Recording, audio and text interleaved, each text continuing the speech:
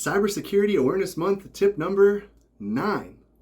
Last week we talked about social engineering, how people will try to manipulate you. They'll try to contact you pretending to be different people, even your employer or your bank or the government, to get you to do things, sometimes silly things like buy them a gift card because the IRS or CRA accepts gift cards as payment for taxes apparently. Who knew?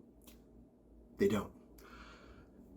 The way that you can prevent against that is not to release personal identifying information, PII. That's tip number 9, is do not release personal information into the public domain where you don't need to.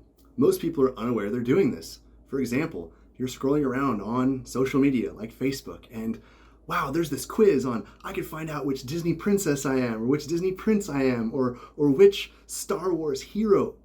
That's a pretty good one. I'm going to Google that after. But I'm not going to give them any personal information, but I do want to know which Star Wars Jedi I would be because I really like Star Wars. They're going to ask you a bunch of random information. Oh, what's your middle name? What's your mother's maiden name? What street did you grow up on? Totally innocuous information, right? And somehow through this calculation, they're going to tell you which Disney princess or Jedi that you are. What they could be doing, because you don't know the maker of this app, of this particular service, is just collecting personal information. And then later you're on your bank and you're writing down security questions, and some of those security questions are, what's your middle name? Or what's your mother's maiden name? What street did you grow up on? Who is your first grade teacher?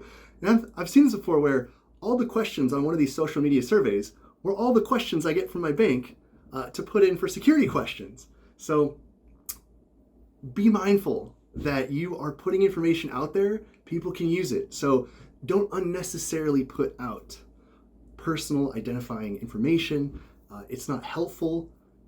Use something else because the result of these quizzes is just going to be random anyway. Sorry to break it to you, right? But that is tip number 9, and you will be a lot safer out there in cyberspace if you do this.